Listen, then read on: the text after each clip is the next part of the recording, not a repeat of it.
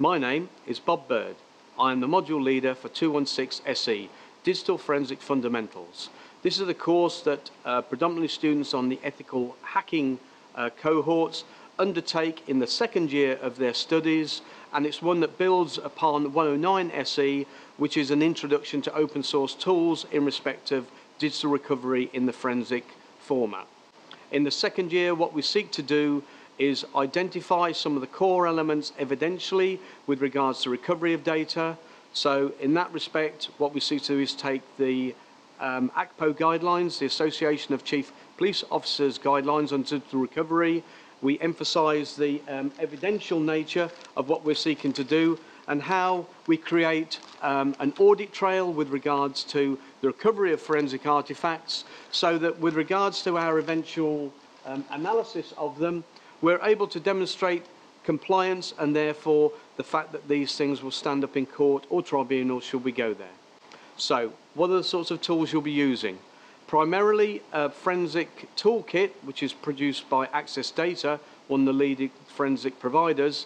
Version 1.81.6 is a free version, limited only in respect of the number of artifacts that it can examine, but it does mean that students can load this onto their own laptops or computers, and the labs that we use as part of the program, they have the opportunity in which to practice these at their leisure, if they have any.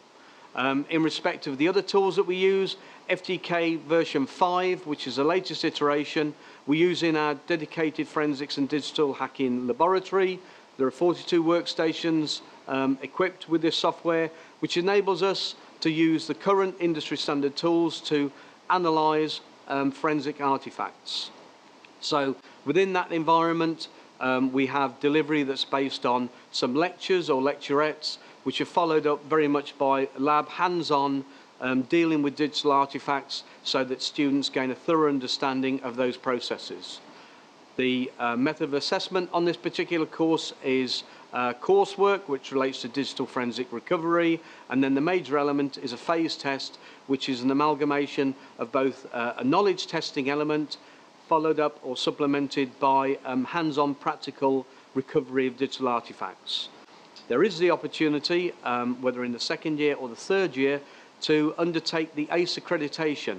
This is the Access Data Certified Examiner 5-day boot camp, available at extra cost, but it does give the students the opportunity of attaining a professional level of proficiency and something that employers have as a requirement. So in that respect, we seek to give you the academic element as well as the professional accreditation should you wish to pursue a career in data recovery or forensic investigation. Thank you very much for listening.